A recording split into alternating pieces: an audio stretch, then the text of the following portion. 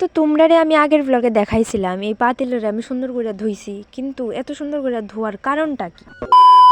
So hello everyone, welcome back to a new another mini blog. তো এই ড্রেসটা আমার খুবই পছন্দের, তো আমি এটা বেশি পরি না কারণ নষ্ট হয়ে যাবে, খুব পছন্দের তো তাই। তো এদিকে আজকে ড্রেসটা পরছি, পরে সেটা যাইতেছিলাম টিচারের বাড়িতে।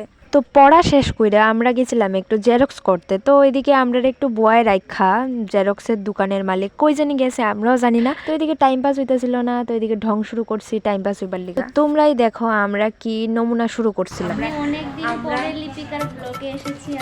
আমি অনেকদিন পরে ব্লগ ছাড়ছি আবার। আমরা এখানে বাকচুদি করছি।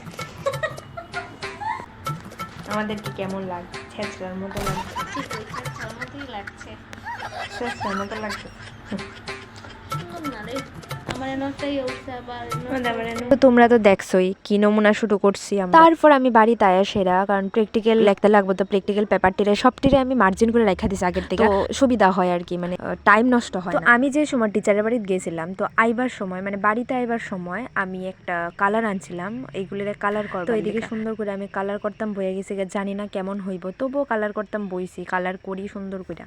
তো দেখো তোমরা সঙ্গে কথা কইতে কইতে সবটিরা কালারও করে লাইছি। তারপর আমি কালার করে সাইরা তারপর আমি প্র্যাকটিক্যাল লিখতে বইছি। গাইজ এত গুলি প্র্যাকটিক্যাল আসিল, তোমরা একটু চাইলে আমার হেল্প করতে পারো। প্র্যাকটিক্যাল লেখা কিছু কমপ্লিট কইরা গেছি ভাত খাইতে, কারণ রাত্র হয়ে গেছিল। তো আবারও দেখা হবে সুন্দর কোনো একটা ভিডিওতে, ততক্ষণের জন্য টাটা।